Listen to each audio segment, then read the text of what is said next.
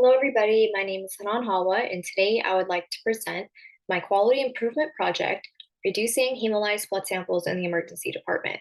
This project utilizes the Plan, Do, Study, Act model. Just for a little bit of background, this project took place at Whittier Hospital Medical Center, ER. This is a really small ER with only 14 beds, but they are really busy, seeing from 100 to 115 patients every day. Typically, about 50% of the patients that come in require diagnostic lab workup, such as BMP, CBC, troponins, all really important tests that need to be done. Now, a really big issue, not only in this ER, but ERs all over the US, is the high rejection rate of blood specimens due to something called hemolysis. Hemolysis is the breakdown of red blood cells caused by an issue during the collection process or transport of blood to the lab. Now, when hemolysis occurs, the blood can't be tested, and oftentimes it has to be redrawn, which takes extra time and it's not fun for the patient. This problem ranges from 1% of rejection rate to a whopping 35%, which is a really big number.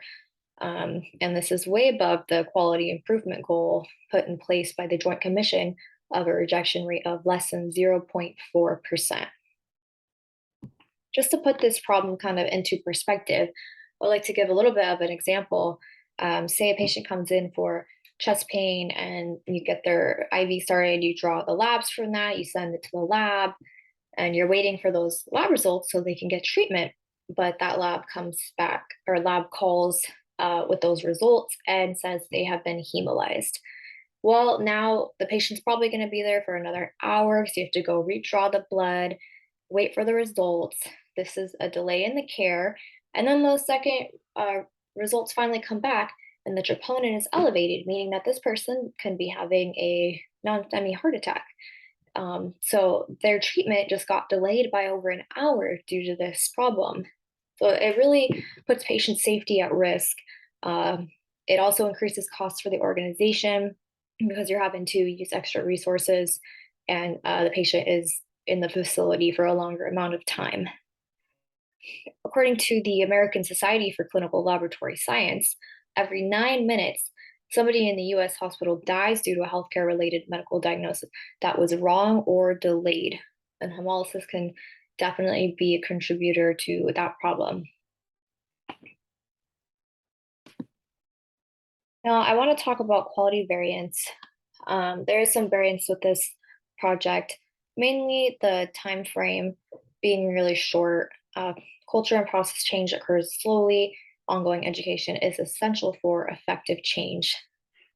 Just to start, the initial plan was to implement use of educational resources for all RNs in the ED and encourage the clinical educators to incorporate formal classes on phlebotomy. Unfortunately, there was no access or resources available during that time frame to create a formal educational class on best practices. So education was provided informally through printed resources that were hung on the huddle board. Second, data collection, the issue in data collection. So ideally, you'd want to obtain real-time data and statistics to analyze and evaluate the progress of your interventions. WHMC did not have any standard procedure for monitoring blood specimen rejections related to hemolysis. The data was an estimation provided by the lab directors and hospital CNO. And then the expected outcome, trying to make a realistic outcome, less than 0.4% is going to take time. So the outcome was 2.5% to 1.5% in the 7 weeks. After the implementation of the solution, there are no significant change in the rejected samples. A longer time frame is really needed in order to implement the plan effectively and create real change. And then another quality variance that I wanted to mention was in the ER, typically blood draws are from IV starts, and that's just the culture of how it is there. And it's not evidence-based. It's not the best evidence-based practice. According to multiple studies, including the Applied Nursing Research Journal of 2018, use of straight needle venipuncture instead of IV starts is more effective at reducing hemolysis rates in the ER. It's the recommended practice. root cause analysis. So through cause mapping, interviewing all the nurses, and trying to figure out the root cause of this problem through research. Um, the root cause is inadequate knowledge regarding best practices for specimen collection related to a lack of formal education and phlebotomy training provided to the nurses by the organization. This is evidenced by the lack of knowledge as and the lack of training provided during onboarding process, which I asked all the nurses they did not receive. Um, this is all evidenced by inappropriate needle gauge sizes for blood draws, prolonged tourniquet time, improper technique and handling of the blood specimen, poor vein site choice, using the wrong plunger size and pressure, not allowing the disinfectant to dry, and then not handling the tubes properly after, such as shaking them vigorously, which can break down the blood cells and then affect your results. So it all leads down to, as you can see on this cause mapping here, all leads down to the knowledge deficit and lack of formal education.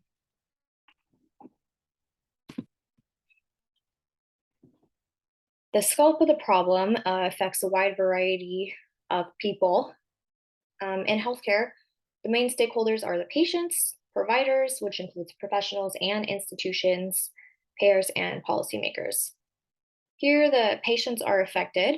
Their safety is at risk due to delay in care.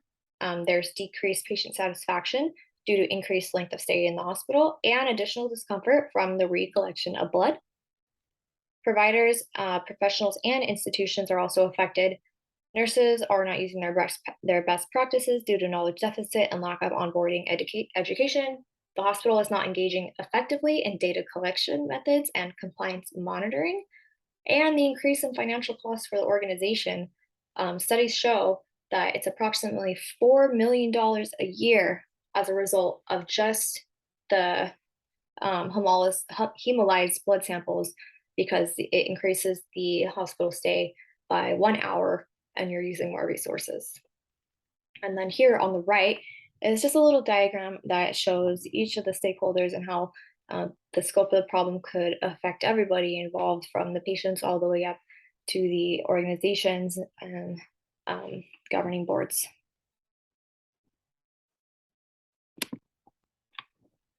The solution. So the improvement goal, we'll start there, is to reduce the incident of rejected blood samples to less than 0.4% to meet the Joint Commission safety goal, which, as mentioned before, it would take a prolonged period of time to do so. But the solution is formal phlebotomy education for all the nurses in the emergency department, include the education in onboarding requirements for new hires and new grad nurses, and the education should include evidence-based practices that prevent hemolysis, which is currently not provided. The solution also includes competency validation through direct observation to ensure that the education is being absorbed and learned. And then also auditing the rejection rates caused by hemolysis to monitor progress and need for reinforced education. The CDC offers a bunch of best practice ideas to help prevent hemolysis, as provided here on the top right. It's just best practices such as correct needle size, warming the site, allowing the alcohol to dry, using the correct tubes and size. And there's just a lot of quick tools to help out. And this should all be provided to everyone in the department, and it should also be easily available if anyone wants to review it. Solution implementation over a realistic time frame.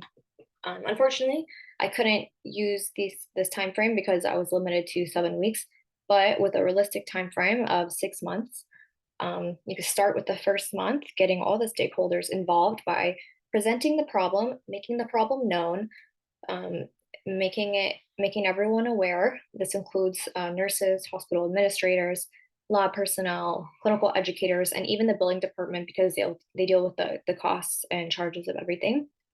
2 to 3 months, this is when you should be implementing consistent and standardized practices for blood draws by holding educational staff meetings once a month and plus for all the new hires in the ED. And before they can be on the floor, there should be competency checkoff lists, making sure that they're using best practice.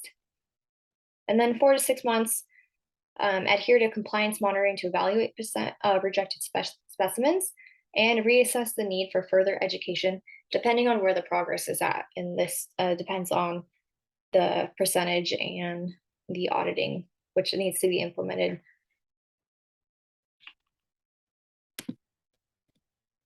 And then the analysis phase.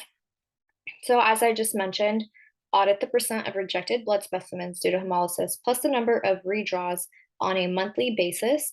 Doing this on a monthly basis rather than like annually is more effective at monitoring your progress. In addition, measure costs and financial changes over the course of 6 months to assess for the effectiveness in decreasing unnecessary product use and length of stay in the ED. And as mentioned, compliancy checks monthly to determine if staff is using best practices. Even after they've already passed the first compliancy check, we should be checking in every month to make sure that everything is being followed, standard practices are being enforced, and best practices are being used.